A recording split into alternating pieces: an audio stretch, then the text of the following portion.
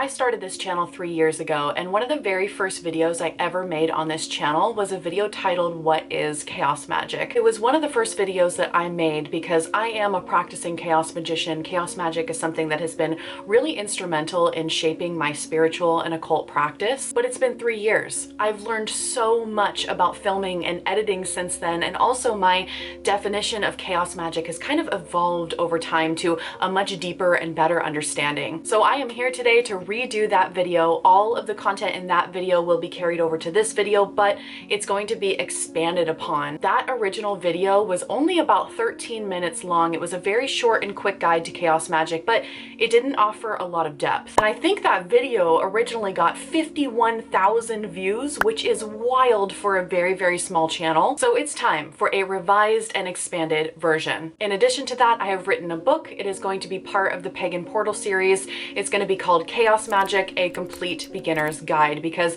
it is a guide for the absolute complete beginner. But that book is not out yet. I actually don't know when it's going to come out because that is up to the publisher. I submitted my manuscript last year in December. It is currently in production. I think they're working on the cover, and I think the cover is suspected to be done around March. And then hopefully I'll have a date to announce to you guys when that book will be available. But I'm doing this video way ahead of time because I want this information to be available to the public now, and I am going to be taking direct quotes from my own book. Just so we're clear, if you read my book in the future, you might recognize some of the sentences I say in this video. Obviously, the book will go way more in depth, but this video is going to be a good beginner's guide. So let's get into it. What is chaos magic?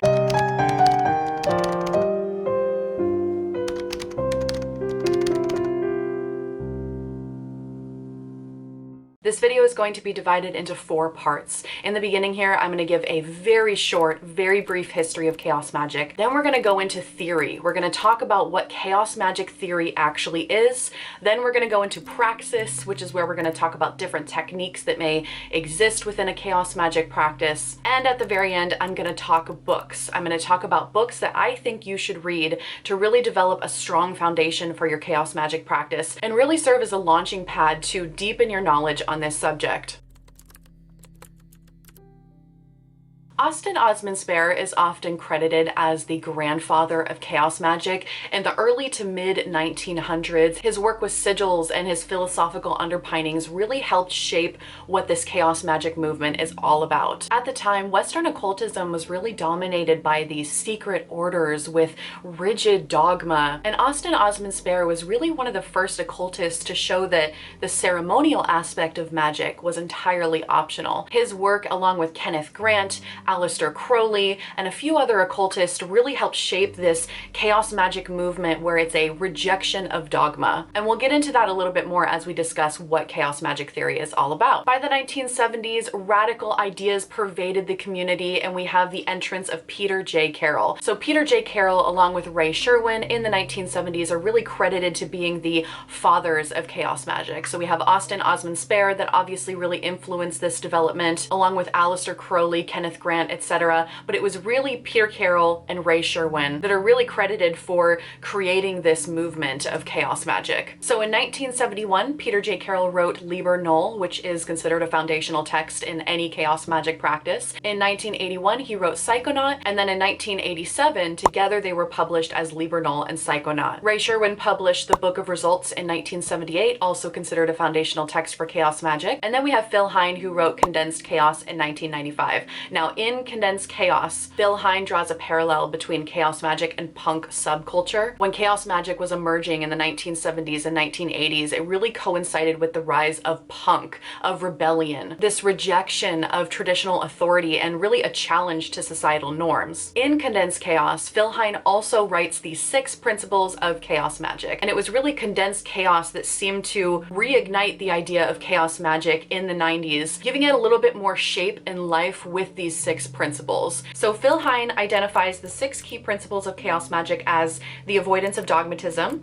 personal experience, technical excellence, deconditioning, diverse approaches, and gnosis. Now that was 30 years ago, and chaos magic has continued to evolve since then. So I am going to be loosely elaborating on those 6 principles, but I'm also going to bring in a lot of modern perspectives of where chaos magic is now. When you dig into the history of chaos magic, there is this theme of atheism atheism when it comes to the rejection of dogma. So even though chaos magic was born out of this atheist, agnostic standpoint, it really has truly evolved since then, and there are so many different ways that one can practice chaos magic. But before we get into all that, let's talk about chaos magic theory. What actually is chaos magic?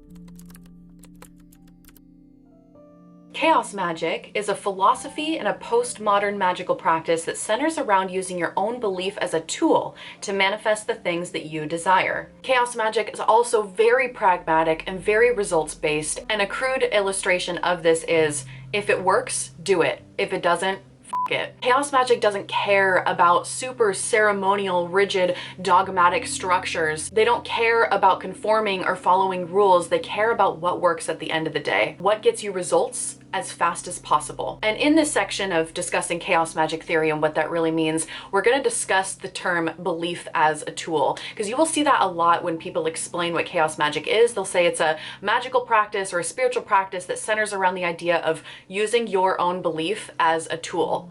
What does that mean? We're going to explain that a little bit further. What chaos magic is not is chaotic in the sense of disorganization. There is a misconception about the name chaos magic, and people think that insinuates that you're just being chaotic in your magical practice, or you're wanting to cause chaos, discord, or maybe you operate from a disorganized perspective in your magical practice. That is not true. I fully understand that the term chaos magic can be very misleading in this way. The name chaos magic does not originate from the idea of disorder.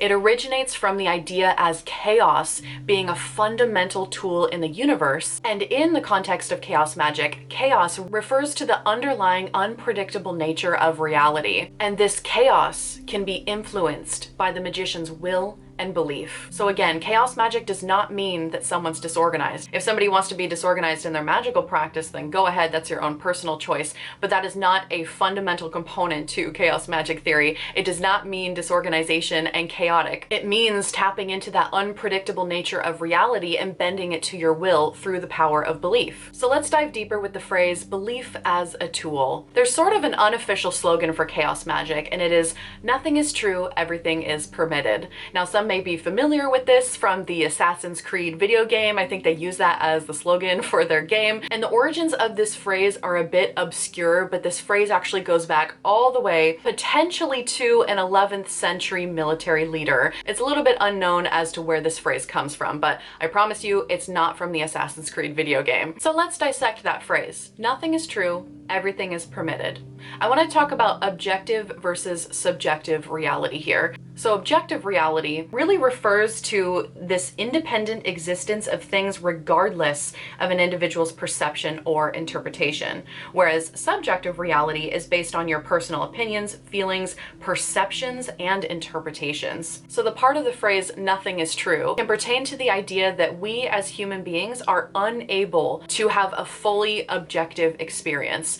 Our interpretations of reality are passed through filters in our brain that greatly impact our perception of what is actually happening around us. I'm not going to dive too deep into the philosophies of objective versus subjective reality, but the part of the phrase that says nothing is true really relates to this inability to experience reality objectively because of the inherent subjectivity of what it means to be a human. We cannot claim that anything is the ultimate truth. We cannot claim that there is one God that exists. We cannot claim that multiple gods exist. We cannot claim that no gods exist at all, because these are all objective claims, and we are experiencing reality from a subjective perspective. These theories of whether one God exists, multiple gods exist, no gods exist at all may be true or untrue, who knows, but we can't say for sure either way because our experience of reality is passed through all of these filters and biases and preconceived notions of how the universe works. There are so many interesting studies on the brain where people will have something pass right in front of their eyes, and if they're not looking for it, they legitimately will not notice it. Their brain will filter out certain stimuli based on what they're looking for or anticipating to experience. So because we cannot say that there is no objective truth or objective reality, aka nothing's true, Everything is permitted. We have full creative freedom to create the reality that it is that we desire. I know this is a huge conversation here, a huge philosophical debate that I'm bringing into this video, and there's so much more nuance to the conversation. And I want to demonstrate this by discussing a little fable called The Blind Men and the Elephant. So this fable tells a story of 6 blind men that encounter an elephant for the first time, and they are touching various parts of the elephant and claiming certain things to be true. So for example, the first blind man touches the side of the elephant and concludes it's like a wall. The second blind man touches the trunk of the elephant and concludes it's like a snake, and so on and so forth. The third thinks it's a tree. The fourth touches the tusk of the elephant and thinks that it's like a spear. The fifth blind man touches the ear of the elephant and concludes it's like a fan. And the sixth and final blind man touches the tail of the elephant and concludes it is like a rope. Each blind man perceives only a small part of the elephant, leading them to vastly different conclusions. The blind men argue and insist that their perspective is the one that is true. This fable demonstrates how perception can be subjective and limited. We can argue amongst ourselves whether one true God exists, multiple gods exist, no gods exist, or whether God is not necessarily a man sitting in the clouds, but rather a type of energy that is interspersed within everything here on this earth. Whatever our belief is on this, we cannot claim it to be the ultimate truth, as we are merely blind men tracing the features of an elephant. Another point that this fable makes is that even though the blind men are unable to see the elephant for what it fully is, there is some sort of objective reality present here, aka the elephant. We just can't see it from our limited perspective. But I would argue that that elephant, that objective reality, only exists in this story, in this timeline, in this moment. So chaos magic theory doesn't really reject this idea of any sort of objective reality being true. It rejects the idea of us being able to claim that it's true. I want that distinction to sink in a little bit. We're not saying that objective reality can't exist. We're saying that we can't claim any reality to be the one true objective reality because of our limited perspective here as human beings. So that gives us a lot of play and a lot of freedom to manipulate this reality to be whatever it is that we experience. And going back to this original idea of using your own belief as a tool to manifest the things that you desire, whatever you feed your belief into then becomes real in your reality. If you believe that a specific God is real, you are probably going to start experiencing things in your reality that confirm your belief that this God is real. And whether that God is or isn't objectively real doesn't really matter, because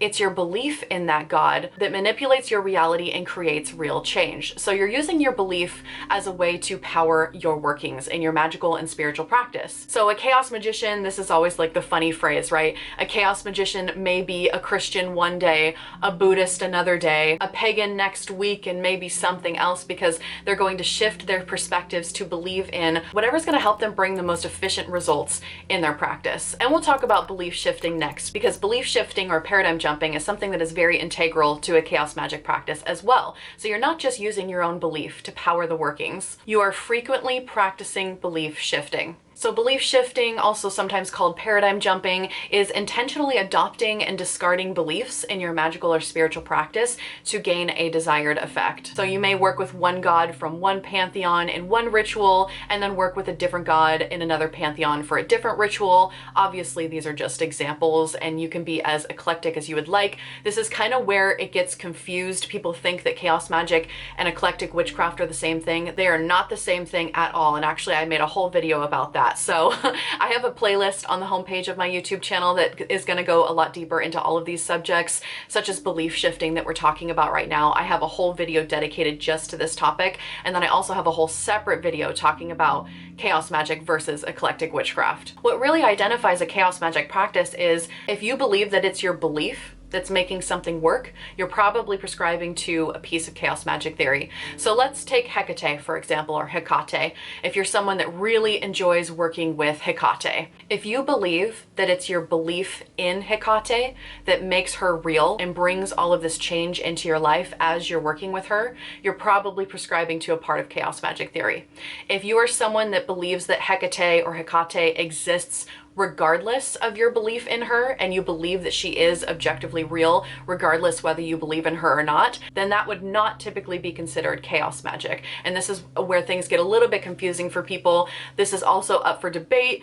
I'm not trying to confuse you in this video, I promise. I'm trying to keep it streamlined. Just know that with chaos magic, there are no rules. There are no limitations. Chaos magic rejects dogma of all kinds, including the dogma of chaos magic. So it can become kind of an internal conundrum, and that is something you as the budding chaot get to decide for yourself. So please know everything that I'm saying in this video is a loose guideline. It's really, really a loose guideline, because chaos magic does not inherently prescribe to literally anything, including the rules of chaos magic. So when I say rules here, it really just means loose guidelines. So just to kind of summarize what we've talked about so far, as far as chaos magic being a postmodern magical practice that really uses belief as a tool to manifest the things that you desire and manipulate your reality. We also talked about belief shifting or paradigm jumping, where you are intentionally adopting or discarding beliefs as they suit your practice. That way you can be as efficient as possible and to do what really resonates with you, and to really avoid falling into the traps of rigid dogma. Another key component to chaos magic theory is the process of deconditioning. So this really pertains to deconditioning all the preconceived notions that you have about the entirety of the universe. It is suggested that the chaos magician should strive for a process of deconditioning, where you're really getting rid of a lot of conscious and subconscious beliefs that no longer serve you. And I hate that phrase, no longer serve you, because it's so overutilized, but that's the only one that comes to mind in this moment as I'm attempting to explain it. And there's many reasons why you want to go through a process of deconstructing your mind. Some people find that it helps them with their great work. Some people find that it helps them identify their true will, if you're kind of leaning towards the Aleister Crowley philosophy. Some people think it just helps them be a lot more pragmatic when they're not held back by these rigid subconscious beliefs that directly oppose what you're trying to achieve. But psychological deconstruction and reconstruction is something that is really highlighted in a chaos magic practice that I don't really feel like is talked about enough. So now we have really kind of gotten to this point of the avoidance of dogmatism, another key element to a chaos magic practice. So dogmatism can be defined as this rigid adherence to a particular set of beliefs or doctrines that are often accompanied by an unwillingness to consider alternative viewpoints, even if opposing evidence is presented. So chaos magicians avoid dogmatism because it limits their ability to adapt, experiment, and evolve. Dogmatic thinking imposes constraints on the practitioner's creativity and freedom, which are essential components to a chaos magic practice. Deconditioning, therefore, is not just about shedding old beliefs, but also about cultivating the ability to move in between beliefs with ease. It is a tool that enhances the chaot's ability to manipulate their own psyche, and through it, the fabric of their reality. So when you are paradigm jumping or belief shifting, it's important that when you do adopt a new paradigm, that it not become a new form of rigid dogma. The entire purpose of adopting a new way of seeing the world, or perhaps a more efficient technique in your magical or spiritual practice, is really to explore different paradigms and not be confined by them, to not fall into this rigid adherence where your creativity is stifled and rigid beliefs begin to form in your mind about how reality operates, closing you off to the opportunities of anything else that may come your way. And the last bit about chaos magic theory that I want to throw in here is really this idea of gnosis. So at this point, we've talked about using belief as a tool to manipulate the reality that you experience. We've talked about deconditioning the mind and psychological destruction, using belief shifting or paradigm jumping to do this. Now I really want to talk about gnosis. So there is this idea. Gnosis in a chaos magic sense means something a little bit different than it does in other occult practices. So gnosis typically refers to this deep wisdom that is acquired, or maybe a deep spiritual knowing when it comes to some sort of spiritual truth. It can be developed through practice, through trance and altered states of consciousness, but gnosis in a chaos magic sense is a little bit different. Gnosis in a chaos magic sense often refers to an altered state of consciousness, also called a Gnostic state. So it is believed that in order to really do some profound work, the chaos magician should be entering an altered state of consciousness, aka a Gnostic state, state prior to performing any sort of rituals. This can be done through inhibitory states or excitatory states, but I'm trying not to go on so many different side tangents. So there are inhibitory states and excitatory states. I personally believe that entering some sort of meditative trance is crucial for spiritual and magical work. For free, I have provided lectures on my YouTube channel. So there's a video that I did titled An Occultist Guide to Brainwave States, and the second one is An Occultist Guide to Meditation. That one I think is an hour-and-a-half long lecture. So I'll link both of those lectures in the description box below. Watch both of those videos if you're a beginner and just get started. Obviously, there are other inhibitory and excitatory techniques that you can use other than a meditative trance, but I find that a meditative trance is pretty crucial. It's pretty 101 for having a chaos magic practice. You want to be able to enter those altered states of consciousness. And I want to highlight something else as we're talking about gnosis. Oh, my dog is coming to say hi to us. It's not just about the Gnostic state, aka this trance state that you have entered to do your spiritual work. It's also about personal gnosis. So there is this whole idea about personal gnosis, which is this acquired wisdom that you get through experimentation and really kind of fine-tuning and figuring out what works for you specifically. So a great example of this is when you're working with herbs, let's say, you may find correspondence books that say that mugwort is associated with certain magical correspondences, right? But then in your use, when you are working with mugwort, you find that it affects you a very specific way. You have a very unique relationship with the spirit of mugwort. So even though the book may say something that contradicts what your own personal experience is, in a chaos magic sense, that personal gnosis is so integral to your practice and tailoring it to your specific psyche. So you're going to go off your own experimentations and whatever you personally experience when working with these different herbs. Sure, correspondence books can always provide you insight as to where to start, but it's really about developing this gnosis through trial and error and fine-tuning your practice to be exactly what you need it to be for, again, your unique psyche. And there's terminology, of course, between personal gnosis versus shared gnosis versus verified personal gnosis. I'm not going to get into all that terminology in this video because I find it irrelevant to the conversation we're having right now. What is chaos magic?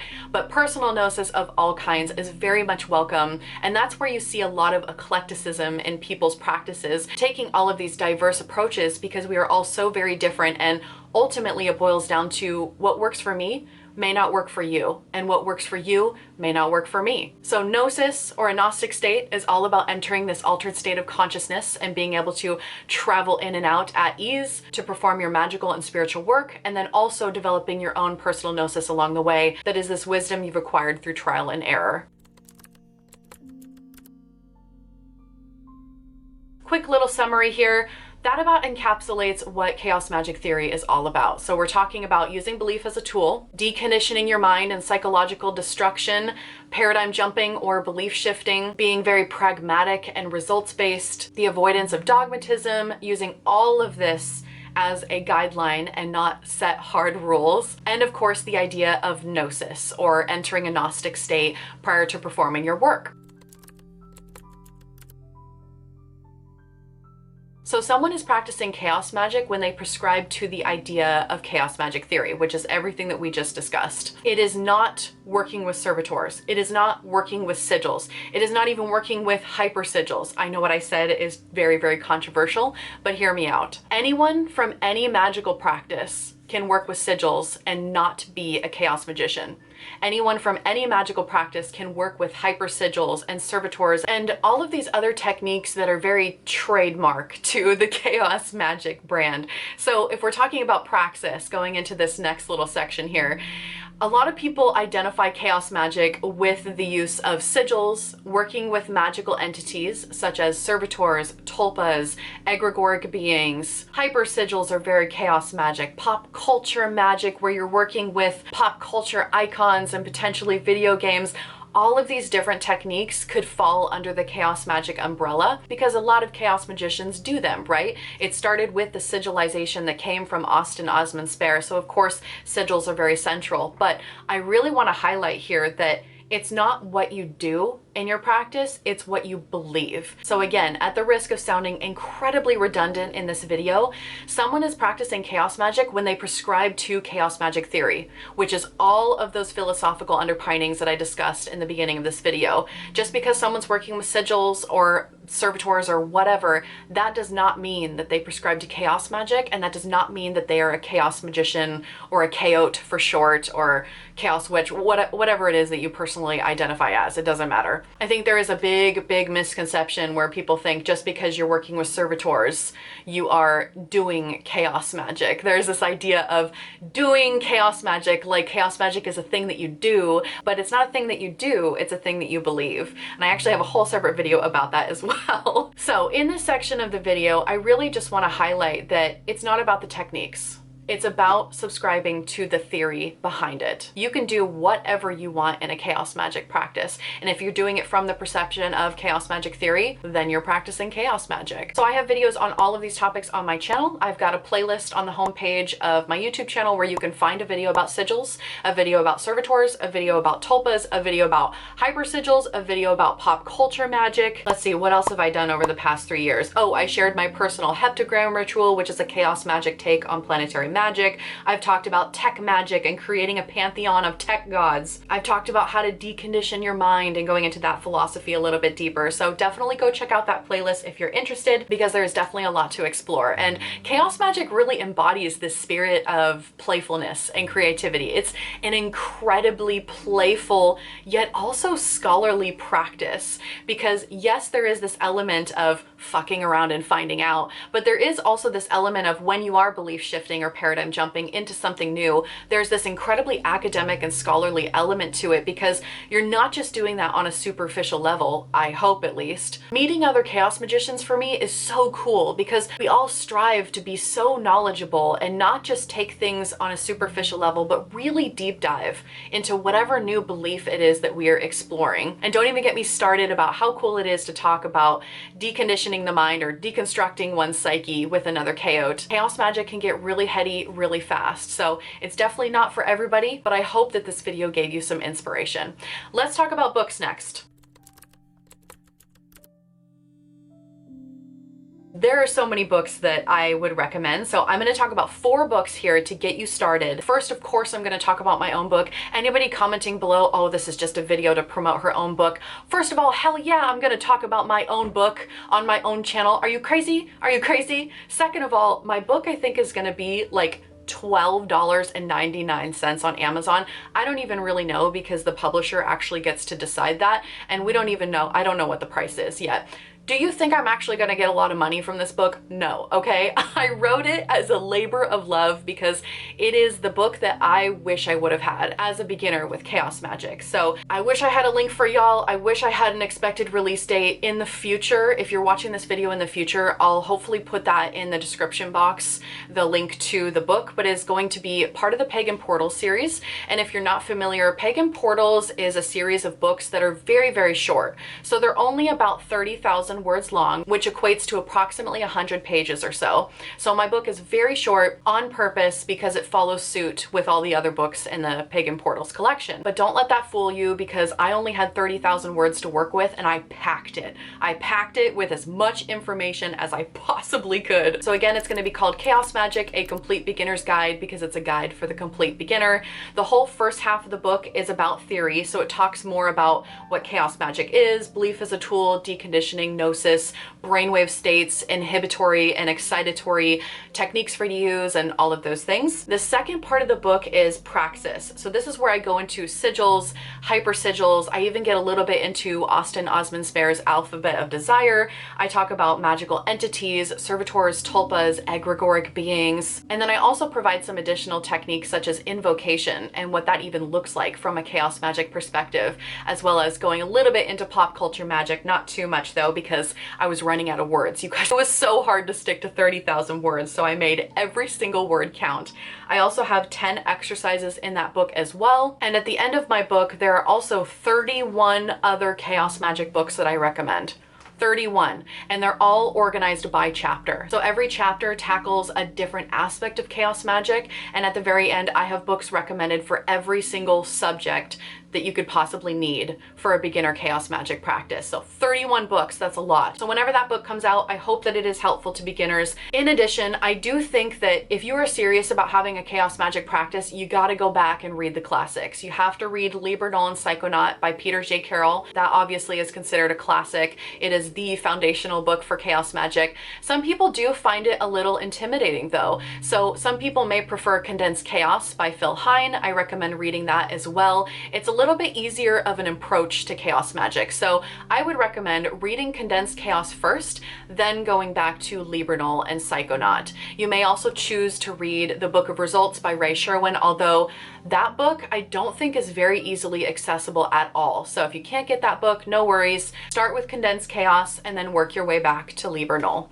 In addition to that, I think that once you read those staples, it would be good to pick up a book like Hands-On Chaos Magic by Andrea Vitimus. This book is thick and it is packed with a ton of different techniques for you to try. So just one of my favorite chaos magic books. Definitely pick it up and then just go play. Go explore. I also want to emphasize that you don't have to read any books at all to practice chaos magic. Chaos magic is such a personal experience that you don't need to sit with your head in the books to understand it all, just to go out and do it. So I really want to encourage you to just play, explore, experiment, be a mad scientist. That's something I often say. Be your own mad scientist and just see what happens. Thanks for watching this video. I hope some of the principles resonated. Definitely let me know in the comments. I'll see you in another video soon. Bye everyone.